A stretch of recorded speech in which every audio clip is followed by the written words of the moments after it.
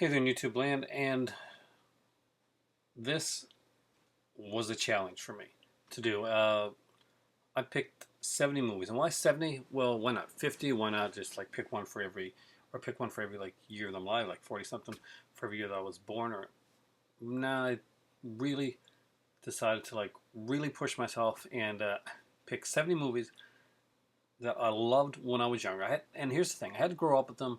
They had to be movies that I watched when I was like in my earlier formative years or my teens. They had to be like pre-college movies. It couldn't be movies that I discovered once I got to college. They couldn't be movies that came out like in the mid '90s. It couldn't be films that they all had to be films that basically the criteria for this list when I was doing it up was movies that influenced me and that I watched over and over again when I was younger. So I was getting these out here and thinking, what do I think of these movies now? So as I'm doing the list, I figured, uh, let's do a list. Let's do an epic list. Let's do a big list. People do top 10s and top 12s and top 15s and top 20s and the top 25s and the top 50s all the time. So I want to push it, go for 70, and here I am doing 70. And there's a couple where it ties. So they're in no particular order because there's no way in hell I'm going to list 70 movies right in order. Let's get up the list and see what I got. Some of them are in sets, so I'm going to show the set and I'll explain which movie it is that I want to do that. And this is the first one, so this is the Superman 10 set. And from this movie here, Superman 2.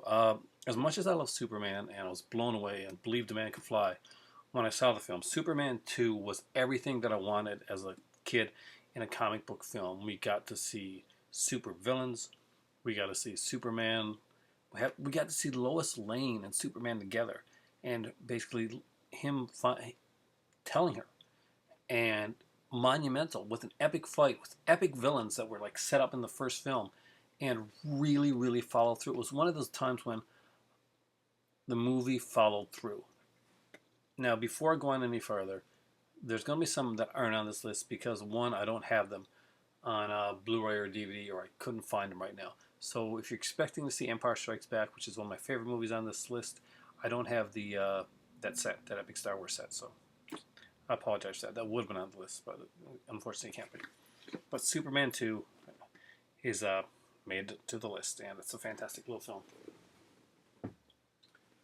Tying for the next one were two films that just happened to come onto a double feature, which made me extremely happy because I love both these films. Early slasher films, and they were When a Stranger Calls and Happy Birthday to Me.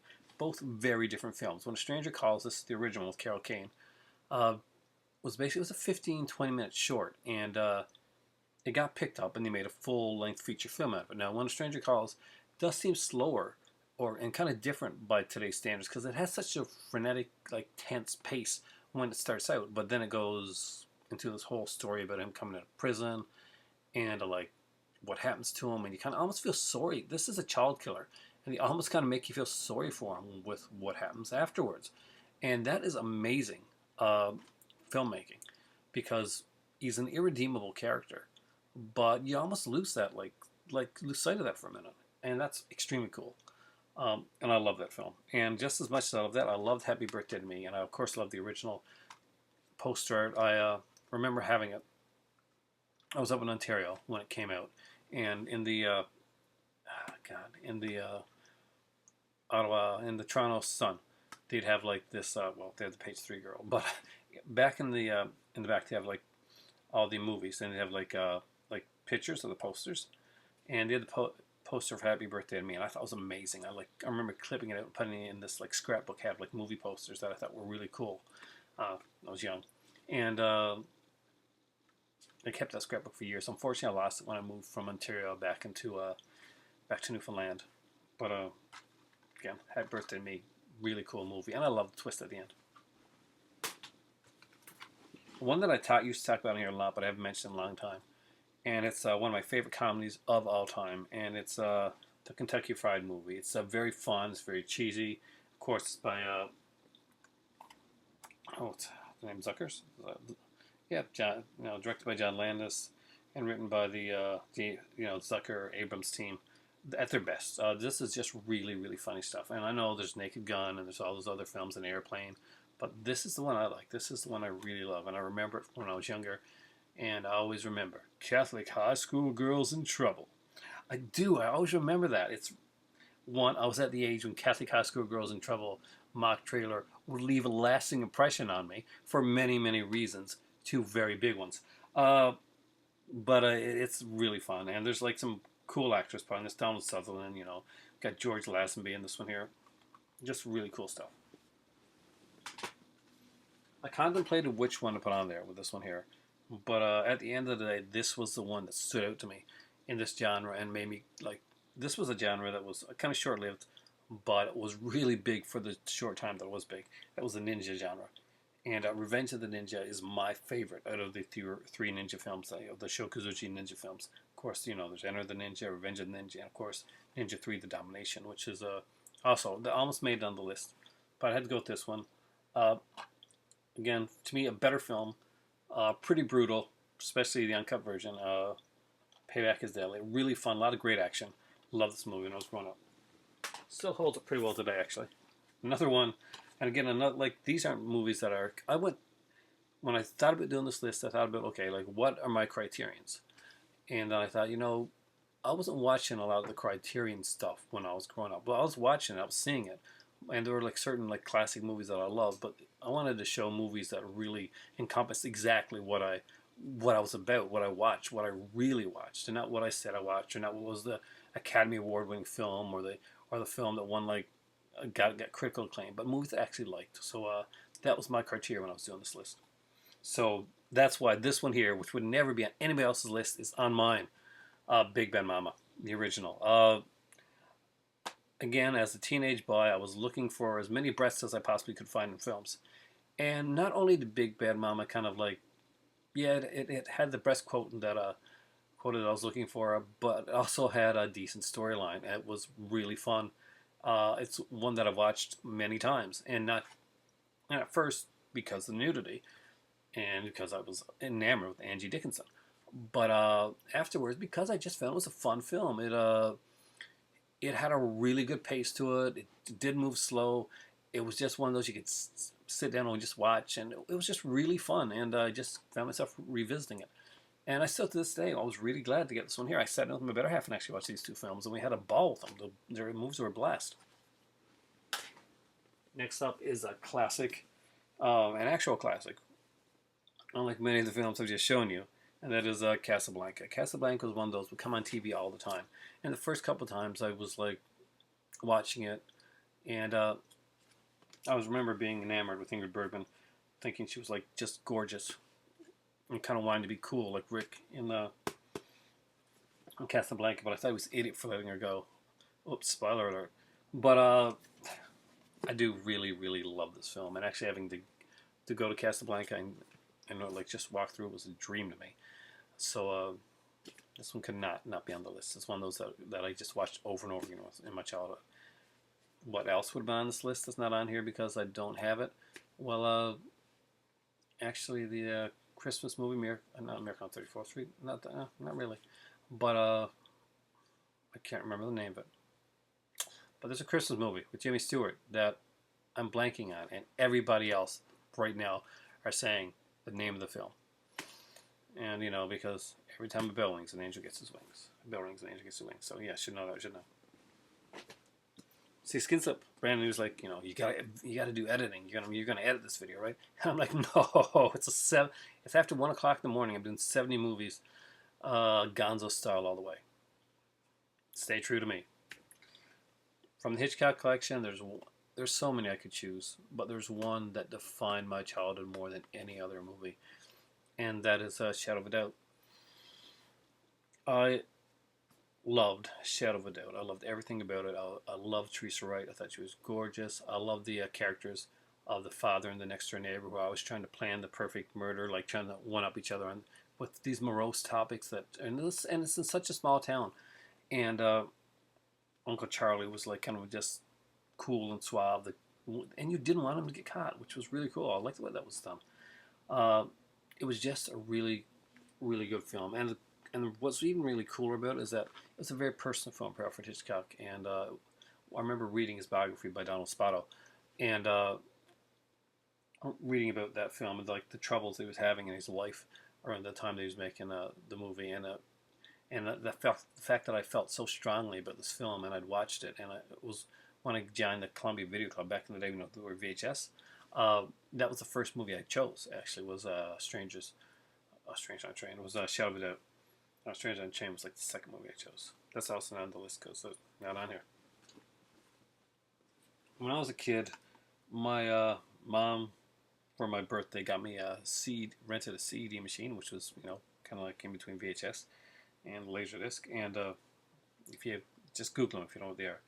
And then one of the movies that she got me, I really loved because she knew that I was a big fan of like kind of the monster films and Ray Harryhausen and stuff. I love the stop motion animation.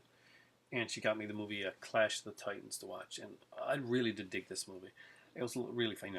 Release the Kraken. I wasn't a big fan of the other remakes. I could watch them, but they definitely were not the quality of this film here. This is an amazing film. Some great actors. There's some great special effects in this, and I love this film. Next up is another one that I loved when I was a kid, RoboCop. Sequels, they're okay, but RoboCop is the one that stood out with me. It was violent. It was, the story, what was the meaning, the message it was trying to give. It just was spot on for me, and I still do find it a fun film. I remember being like completely saddened when I watched RoboCop series at first, but now I can see it as cheesy fun. But then I was like, what the hell is this? Next up, and this was a hard one to choose, but I'm going to have to go with the original Nightmare on Elm Street. Although Dream Warriors and Freddy's Revenge are both fantastic films that I love, the first one really sets up the darkness, and it is a really dark one. Freddy is not seen in it as much. But I love the inventiveness of it. I love the way Wes Craven worked this film. It's just such a brilliant film. The cast was spot on, and I was totally heartbroken when Tina died. It was so nice to actually just last year to be able to meet the actress that played her and to see that she's an amazingly nice person in real life and still beautiful, and that's great. And so if she ever for some reason watched this video, thank you. You made my day that day when I was at the convention, and you were just fantastic. If you ever get a chance to see her, go up, see her, get a picture. She really, really is an awesome one. Next up is Indiana Jones. Well, Raiders of the Lost Ark is the one that I kind of like stuck with me a lot, and it's just a fun film. I remember seeing it in theater. Just amazing. I was there throughout. I mean, I love all the Indiana Jones films. I even love Crystal Skull. I do, and a lot of people like hate on it and stuff like that because they don't think it's Indiana Jones wouldn't do anything unrealistic like Aliens. Those people have not watched an Indiana Jones film because the Crystal Skull is far from a perfect film, but that is not one of the things you can lobby against the film. There's a lot of things you can lobby against that film, but that isn't one of them. Shia LaBeouf swinging through the trees. Okay, that'll give you. But for me, nothing beats Raiders. Raiders is just such a fun film. The second one is cool and dark, but Raiders is just perfect. It's got John Rhys Davies in it. Where this character of Indiana Jones is established, and it's just an adventure film all the way through. It's a very cool throwback to the old serials of the day. This was hard, and as much as I would like to be cool and edgy and say Alien, I'm going to go with Aliens. I really am. I thought it was a fun film. I saw it in theater, and Space Marines type of thing. But it's just got so many classic lines. The action in it is really good. I love the darkness of the first film. The third film I didn't like, and the fourth film was a comic book. Really, it was literally a comic book, and meh. But again, it's the second film. I'll go with that one. And again, Terminator, I'm going to go with Terminator 2. It's just a really fun film. It's a roller coaster ride of a movie. A lot of people will like. It's a very cool hipster thing to do to pick the first film and just say, okay, I like that one. It's really dark, and just get all emo and stuff. But Terminator 2 is so fun. I mean, you got the music is fantastic. You have Welcome to the Jungle. Eddie Furlong back when he was actually doing really cool stuff. Uh, Arnold Schwarzenegger, for me, at the top of his game, and Linda Hamilton coming back and kicking ass. I mean, like she was just kind of running from stuff with Michael Biehn in the first one. It was pretty much a slasher film with an alien or with a killer robot. But Terminator 2 was a really, really well crafted, really well done action film. It just across the board, it was so well cast and just beautifully done.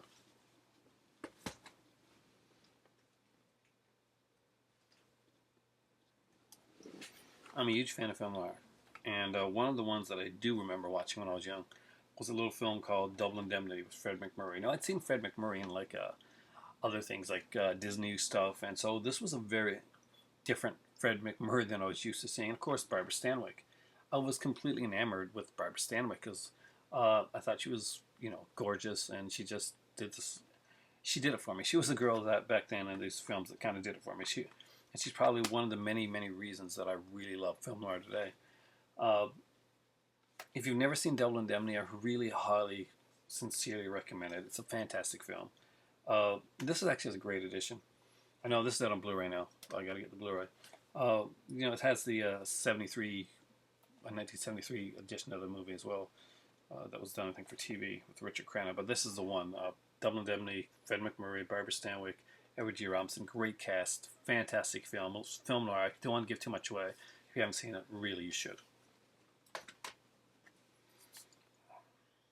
This was the one. This was one of my alien space, well, in that space, my alien movies, my creepy ones, the one that freaked me out, that I loved, that the ending like scared the crap out of me and surprised me and saddened me a little bit, and that was Invasion of the Body Snatchers with Philip Kaufman directing it.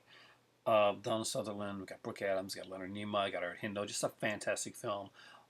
Special effects in this are really well done. The noise that the creatures make are chilled me. It really did. So when the penultimate scene at the end comes up, I was blown away.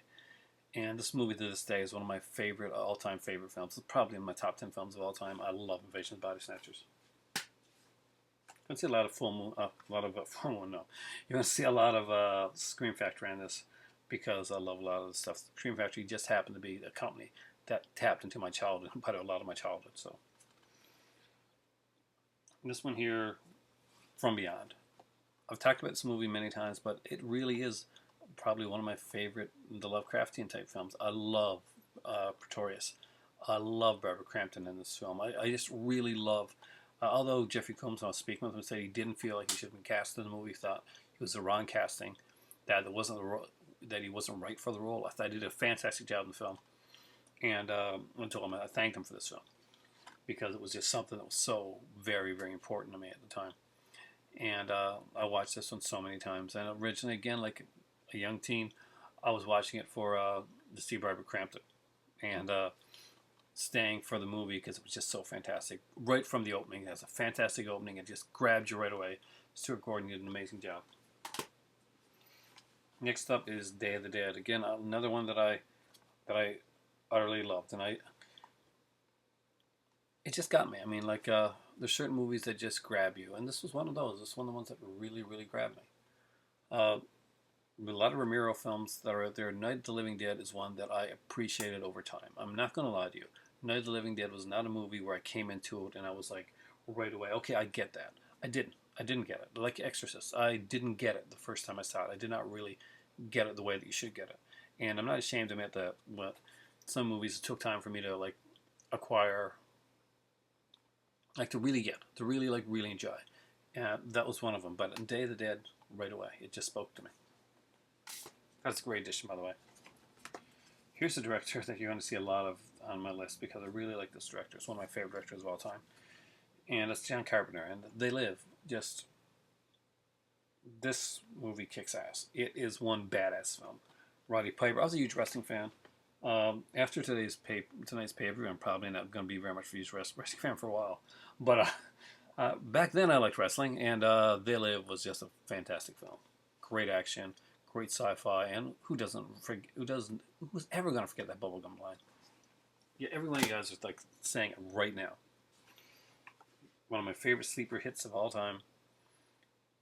I just love this movie. I love the soundtrack. I love the acting. I love the cast. I was not a huge fan of the remake, uh, but I did love the original Fright Night. This belongs in everyone's collection.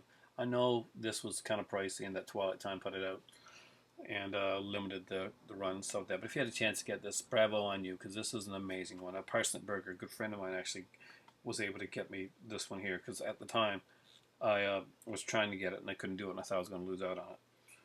But he managed to get it for me because he knew this is one of my favorite films of all time, and I really do mean that. One of my all-time favorite films ever is Fright Night. I love this movie. I love everything about this movie. I think this stands up just as well today as it did back in the day. Fright Night. Welcome to Fright Night. For real. Got this one recently. It's one that I had to have, and everybody has got it, especially now with Fury Road at their Mad Max. I just love Mad Max, love the original film. George Miller's a great director. He really knows how to direct these high-octane action pictures. This is a revenge film. This is not the Mad Max that you're going to see. If you watch Fury Road and you haven't seen Mad Max, this is a very, very different Mad Max. But it's a fantastic film. You will not regret getting this one. Just don't expect it to be Fury Road or even Road Warrior. This is an amazing film.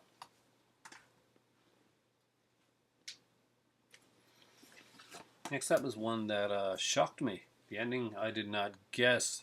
Did not see it coming. And not a lot of people did. But I love the kills. That was a fantastic little film, and it starred Felissa Rose, who was not known. Actually, most of the actors in this one were not known at the time, and that is Sleepaway Camp. Love this film. One that scared me, and if you watch the a good friend of mine some videos about a little bit about what scares you.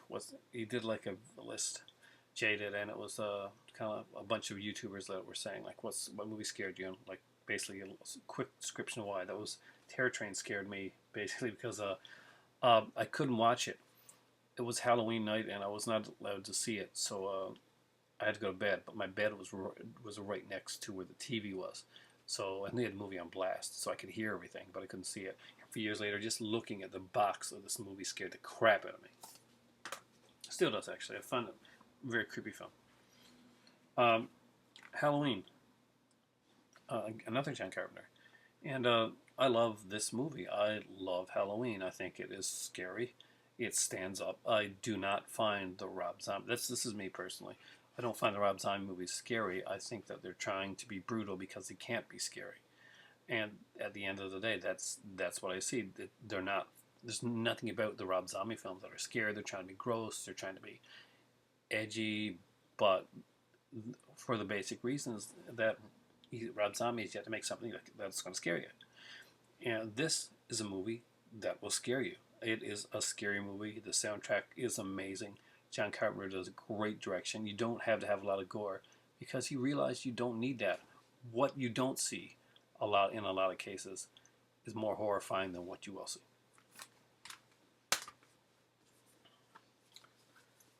Another new one I got, Escape from New York, John Carpenter again. And I'm just a huge John Carpenter fan, and this Snake Plissken is just such a kick-ass character. Like, I even watched Escape to LA, it wasn't a great movie.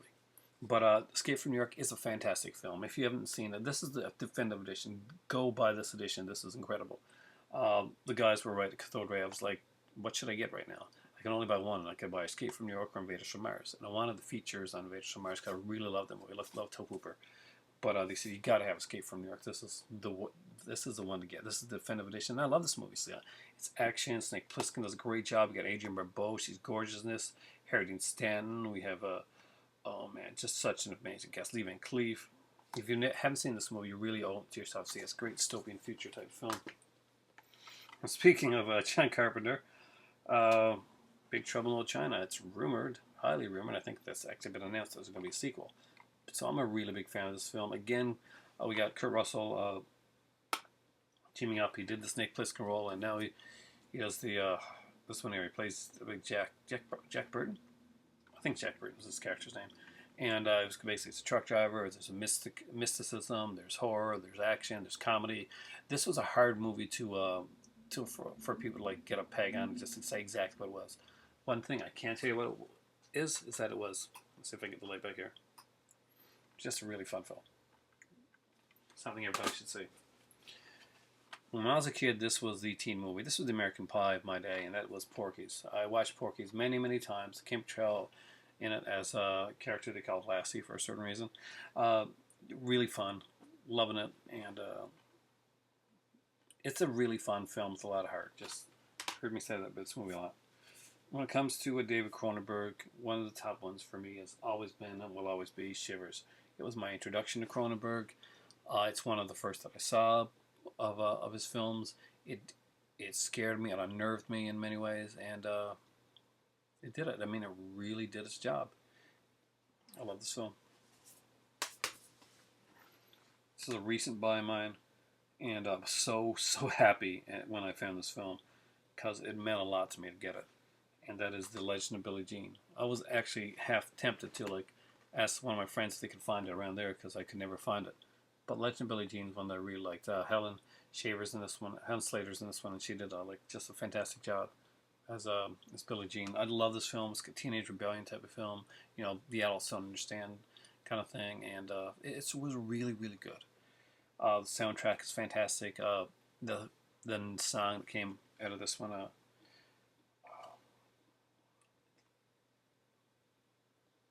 Okay, I'm just singing in my head, you know, so I can get to but it's a Pat Benatar song anyway. I think it's Invincible. Yeah, fantastic song. All right. Next up is a tie. I really hit seriously as a tie. And I gotta say right now, rest in peace, Betsy Palmer. It's unfortunately Betsy Palmer who played Mrs. Voorhees in the Friday the 13th films and did many, many other films. Has passed away. And she will be missed. She was fantastic. She was spunky and awesome and incredible. And I was extremely saddened to hear of her passing.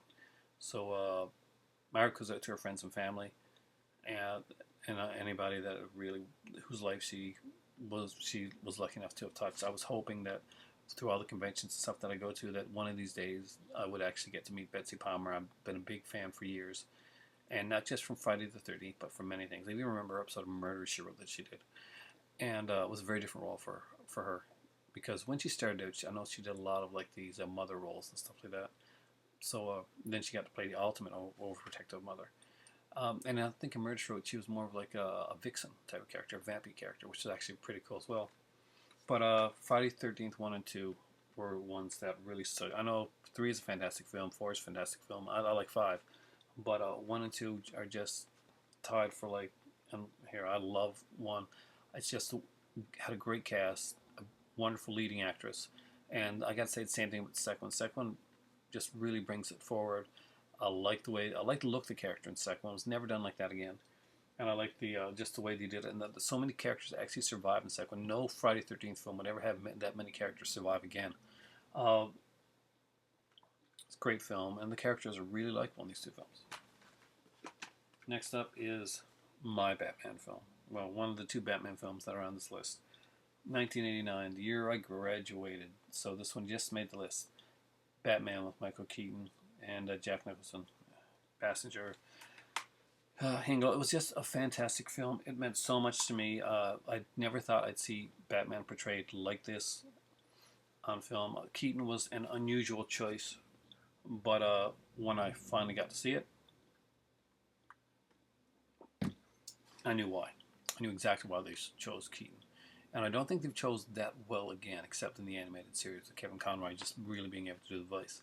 And I know there's a lot of Christian Bale fans, but I don't think he did a good job portraying Bruce Wayne and Batman. I didn't believe that here was a guy that would put on a batsuit and go out and attack people, you know, attack criminals and strike fear in the heart, because he never committed to it. Even in the film, the character never, the later films, the Nolan films, and I do like Nolan films, the character does not commit to doing that, to being Batman. He quits. He quits. I mean, like, and eventually retires. He's definitely not the determined Batman that you see in the comic books. This Batman is off center. He is slightly crazed, and you can see from his actions, from the quirkiness, from just the way that he moves, that yes, this is a guy that will go out and put on a bat suit and to scare people. He's that strange. He's that weird. The Gotham as a city is never more well portrayed than in this film here. It just really makes Gotham a whole character. Just like in the comic book, Gotham is its own character within this film. Goonies. I love the Goonies. I love the song by Cyndi Lauper and the 2 videos that they did for that song. I love the movie. I just found it really fun. It had a great cast. I think I was Martha Plimpton in the film that I kind of had a crush on back then. I know there's this really really gorgeous other girl in there as well, but Martha Plimpton just kind of like, she was the other girl, not supposed to be the sexy one, I guess, but I kind of like dug her in the film. I like the off-center girls, kind of the tough, quirkier ones. And this is a fantastic film. This is a great addition, by the way, guys. If you've seen it in the store, get it for a decent price. It's got like a board game. It's got like reproductions of the original Goonies movie magazine. Because back in the day, they used to make a lot of these movie magazines for movies. I wish they still did. Alrighty.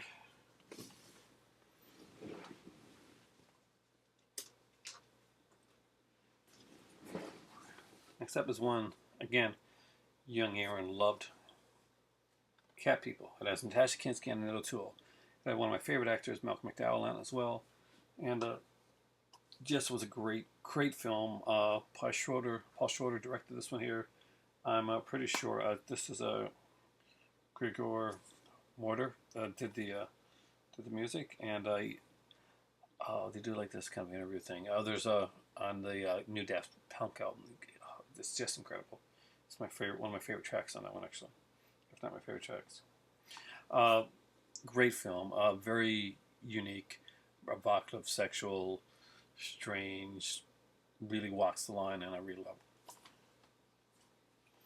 Halloween 2, yes, an actual sequel has made the list, and that's Halloween 2. I really, really do like this film. It's one of those set in a hospital. It's done the night after. It's exactly what a sequel to me should be. It pushes it farther. I did not like the one thing I didn't like, and John Carpenter actually agreed on this one. Jamie Lee Curtis turning it to be a sister was kind of a lame thing to put in there. It wasn't needed. It was just sort of a way to get Donald Pleasance to go back to the hospital and to kind of a throwaway explanation to why Michael would be chasing her. And the whole idea behind the first film was that Michael was just pure evil, and there was no explanation. There was no explanation needed. So, aside from the sister aspect, I found this to be a really good film. One of these came out in '88 too, by the way. A lot of the ones I'm on this there. Killer Clowns from Outer Space. The Chiodo Brothers. Fantastically fun film. Great special effects. I never thought I was going to love this film the way I did, but I really did. And I have a fear of clowns, but this movie's fantastic. Brian De Palma's another one of my favorite directors. One type of directors I like. One of the movies that I kind of regret not having, and one of the movies that I want most in my collection. It's like when you got a gaping hole in your collection where a film should be. I just haven't been able to find it anywhere for Blu-ray. Is a movie called Body Double. I love that movie. I love the actress in that movie, Deborah Shelton, and Craig Wasson was one of my favorites. Lane Davies has a small role in the film, and it's a movie that I've always been trying to find, but I've never found it on Blu-ray. One of these days I'll find it. It's just a great film. If you've seen it, it's amazing. But I love Dress to Kill. The opening scene, of course, there's that big shower sequence in the movie. That's kind of like seems kind of evocative and sexy. I say evocative a lot here, but shocking nonetheless. And the movie was just really good. It was well casted. Of course, we have a guy from Christine in here. Who was learning much from acting with directors like John Carpenter and Brian De Palma. And Dress to Kill, fantastic little film. I have a feeling that the frame rate's gonna drop me as I start this from a certain spot. So just know that. John Carpenter again, The Thing. Just love this movie. Love, love, love the thing. There's nothing not to like about this movie. Just a fantastic film. Great special effects by Rob Bottin. And you got to see it. And this is the one edition to get because this one got an 80-minute documentary. Blu-ray edition that I didn't have the documentary. Next up, and this one's going to kind of let Parson know. He's going to tag me in a video that what may be one of my number one Western picks, and that is The Magnificent Seven, the first one. I really do dig this film. I thought it was really fun. It's one that I loved and enjoyed throughout the years. I remember growing up watching it, and then I remember watching it with my son, and him like loving it too. So that was an extra big bonus.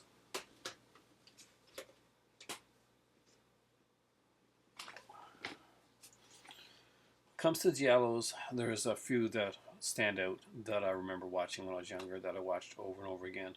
One starred a beautiful actress called Susie Kendall, and it was directed by Sergio Martino. And that was a movie called Torso. The ending, like the last 20-25 minutes of this film, are just incredibly, incredibly tense. It builds to that crescendo. It gets you there, and it just has an amazing payoff. So you really got to see this film if you haven't seen it. So at Dina DVD, if you're watching and you haven't seen Torso, this is one to pick up and check out. It really is a cool, suspenseful film.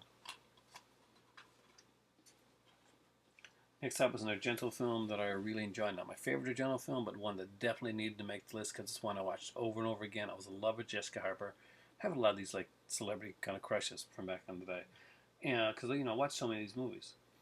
And Suspiria,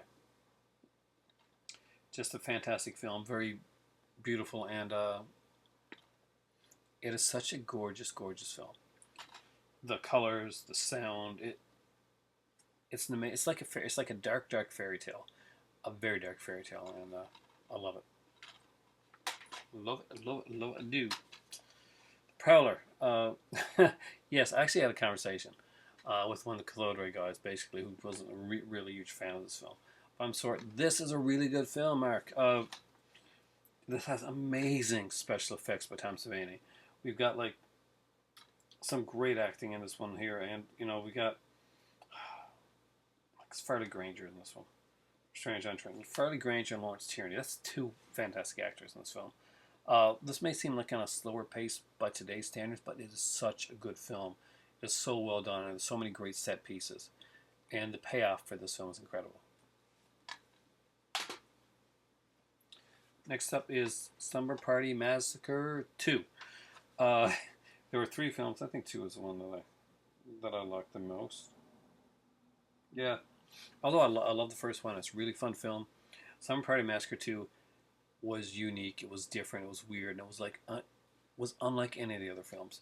We have a guy that kind of looks like a cross between Andrew Dice Clay and Elvis Presley, and that's the killer. And he's like, I'm not sure if he's in their dreams and their fantasies.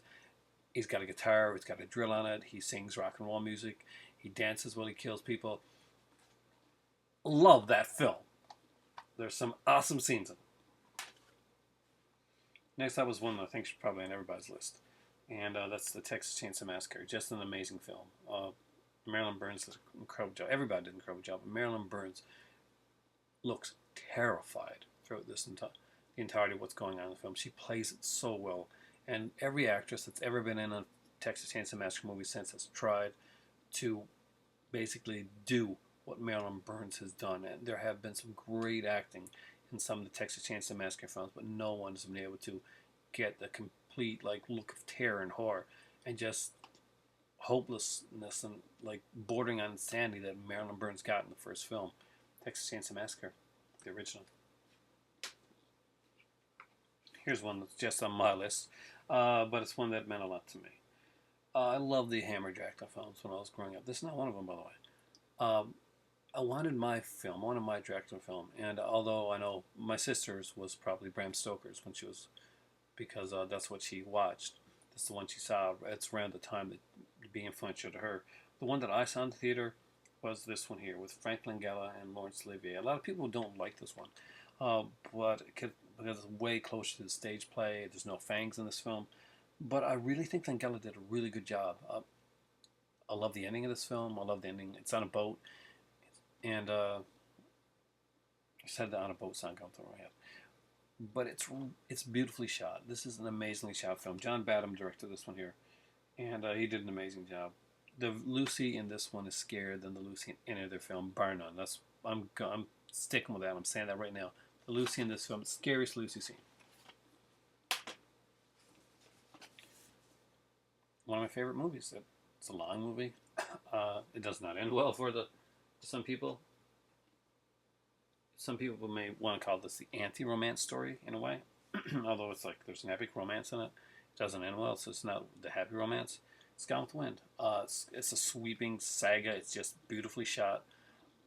It's an amazing film and two incredible actors. Uh, Clark Gable, who played a lot of bad guy roles at this point. He'd done like a lot of when I'd seen Clark Gable. In this, I'd already seen him in like a few movies on TV, like where he played the bad guy. So it was kind of different, like the evil chauffeur type of thing. And Vivian Lee, how you can like look at her and not automatically fall in love is beyond me because she just really was. She was that beautiful. She had a lot of like. There's a lot of darkness going on in her real life, unfortunately, but she was a beautiful, beautiful woman.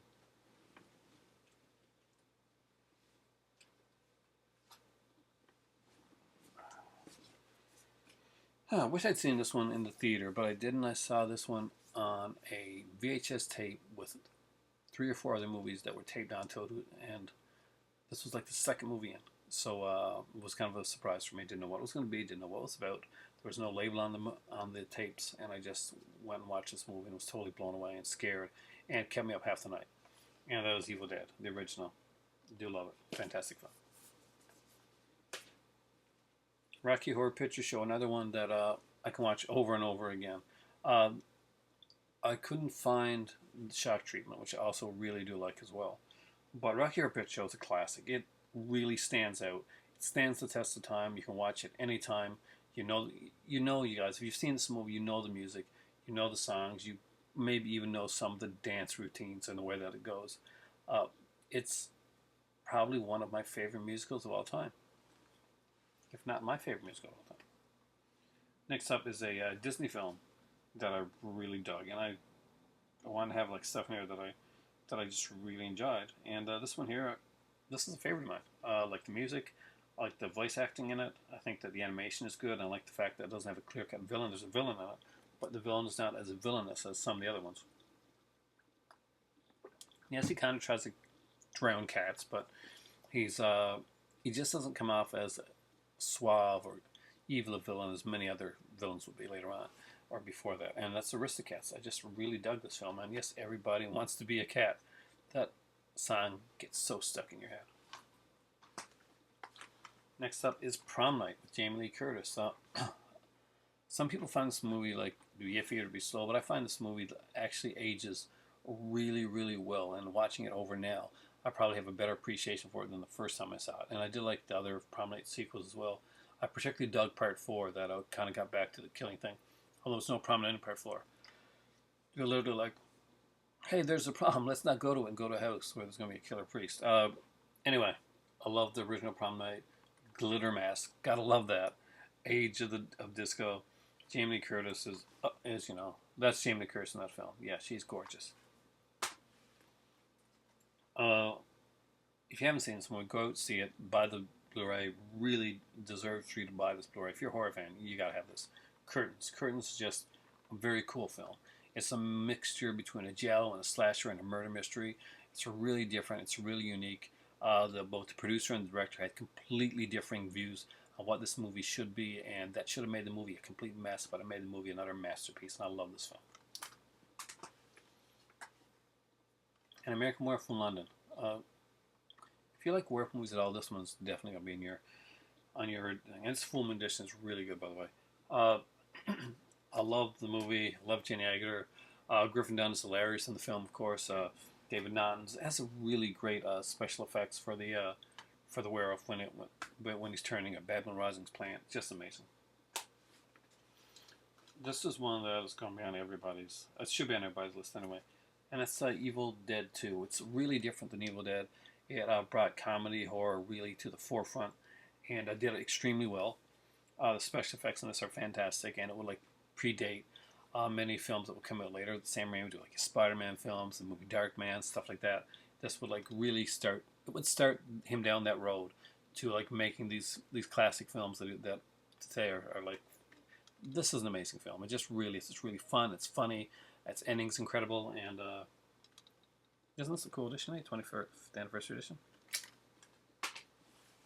Next up was when I saw in the theater with my dad, my cousin Roger, and that's all it was in theater. So, needless to say, I was shocked when the sequels came out. But Child's Play, love this movie. Brad Dourif does a great job in this one. One of the reasons I wanted to see it was because I've seen Fright Night, and I knew there was there's connections there, and of course we also had Chris Sarandon in this one as well as the cop. Tom Holland was doing it, so had to have it. Dawn of the Dead. Dawn of the Dead was one I used to keep going back to. Dead of the Dead was one I fell in love with right away. Dawn of the Dead was one of the ones where I fell in love with. I just thought it was hilarious. It was funny. It was cool. It was different, and I just love this film. The gore is good. The idea of like being in a mall for to survive, man, that's as a shopaholic. That's like a scary addiction thing for me to do. Just put me in a mall anytime, zombie apocalypse or not. But I'm down to the last bit. We're gonna get some very different films. Some very personal films. Angels with Dirty Faces was the very first movie to make me cry. Pat O'Brien and James Cagney did an amazing job in this film. And it did. I mean, the ending of this film, I bawled like a baby watching this one. And it will still well up a tear or two in this guy's eye when I watch it today. What he does at the end. If you haven't seen Angels with Dirty Faces, please see it. It's just a fantastic film. One of the best gangster movies ever made, and I'm including Scarface and all those in there. The Boy That Couldn't Run Fast. Just really. The movie I watched the most as a kid was this movie right here, the one that I'm about to show you. I, with my friends, would play act this movie. We would get like sticks that would be our swords, and I would be Captain Blood. And I love this film. I was obsessed with this film. It would come on CBC a lot, and but it come in like Saturday afternoons, kind of like matinee film. And I really did love this film. Just Olivia de Havilland's in this. We got Basil Rathbone as the villain. Just such fantastic sword fighting. I really love sword fighting films, and this film here. The second I was up in Montreal, and there's this like an Erlen box set, and I saw this. I'm like, I don't care what else is on the set, I gotta have it. And it was a fantastic set with a lot of great movies and a really great documentary. But I love this movie. Road Warrior. George Miller's. This is, if you've seen like Fury Road, I haven't seen it yet. Everybody has seen it, but not me. I really got to see it. This is the start of that. This is the start of that style of Mad Max film. This is very much the high octane. This is what you're thinking of when you're thinking about like the Mad Max of today. The loner, the kind of like the getting caught up in these wild, crazy adventures in kind of like a dystopian future with like all kinds of crazy crap happening. Road Warrior is the one. Reanimator. I don't know how many times I've watched this movie, and Jeffrey Combs was born to play Herbert West. He was born to do this role. He just is so amazing. It's such a funny film. We think such a dark film. So much humor. So much that I love about this film. Speaking of films with humor and Return of the Living Dead, this is a great. But if you're going to get any edition of that movie, get this one here. If you can't get the steelbook, it's okay, but just make sure you get the one here, put it by Second Sight, because it's got the documentary and everything on it. This is an amazing film. It's really fun. The score is great. I love the music in this. So it's got a lot of cool, like harder rock punk music, and I really like that aspect of it. And just Thom Matthews, this is your best role, dude. Lauren knows this film. I got Lauren this one actually recently for his birthday, and Wed the Eye. it takes what you'd think you know with slashers and thriller films and it throws it out the window and makes a completely unique beast, and I love it. The David Keith is in this, and Kathy Moriarty, and they play off of each other so well. It's just such an amazing film. You really have to check this out, guys, if you haven't seen it. Way beyond. Demons. I love Demons. Lamberto Bava did a great job. I'm sure he was guided a bit, I'm sure, by Argento. You can see it in the way the film's done. I did like Demons too as well. That was a great film. But this one right here, Demons, fantastic film. Dolls. This is my favorite. I mean, I love Puppet Master. Puppet Master 2 and 3 were probably 1, 2, 3 were probably my favorite Puppet Masters. But even beyond that, even before that, Dolls is just a fantastic film, and I love it. This is one of my favorite Scream Factories of all time. This is one that if you're buying Scream Factory, get this one. Really seriously do it. It's a fantastic edition. The Burning. I love slasher films, and this is one of the best. It's got Tom Savini, Jason doing the special effects. We got Jason Alexander, Holly Hunter. It's just a great film. Just check it out. Fisher Stevens is in this one as well. Great, like slasher, the kind of creature, I guess, effects in this one. The Cropsey character is really well done.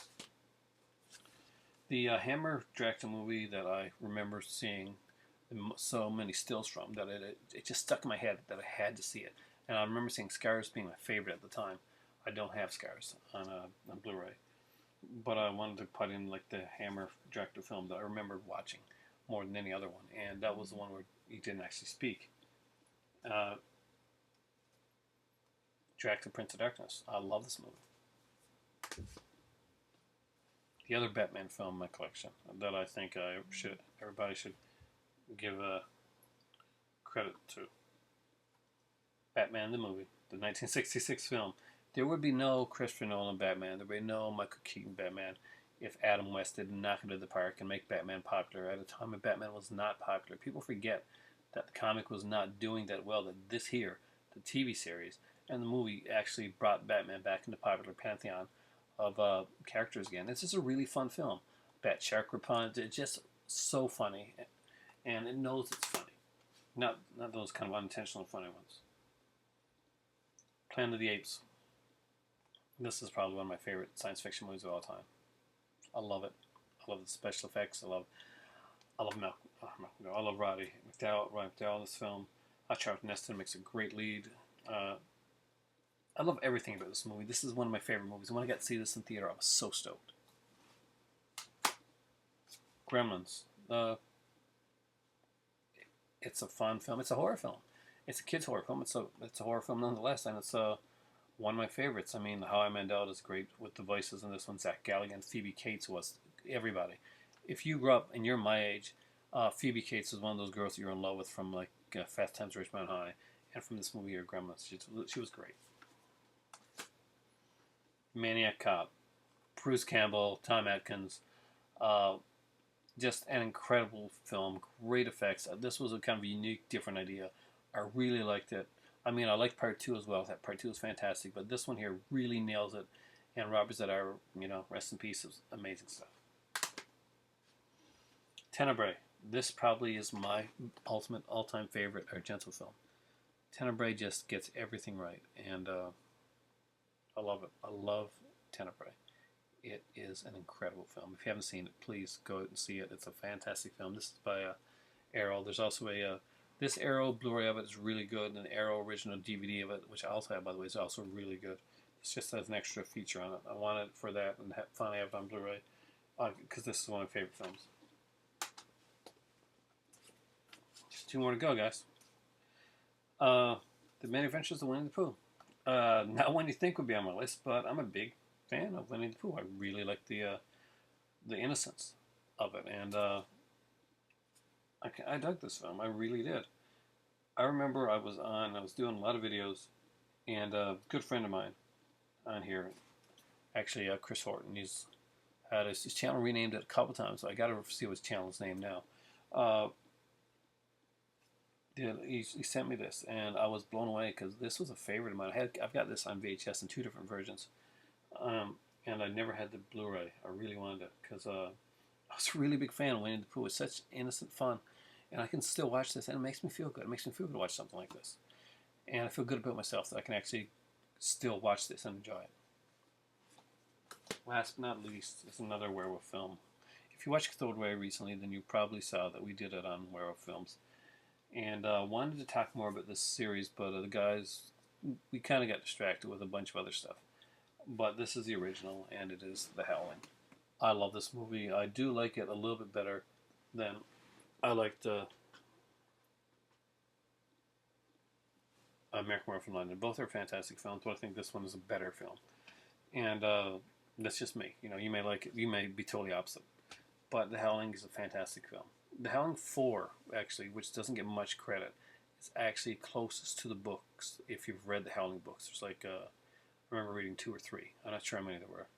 But I remember at least a couple of them that I read. But the original Howling is just a great film. It's great special effects, great actors in this one. Characters, there's so many scenes I remember. There's a scene in the doctor's office I remember. There's the husband seduction scene that I remember. The opening sequence with the smiley face killer thing. It's really great stuff. And there we go. I've done it.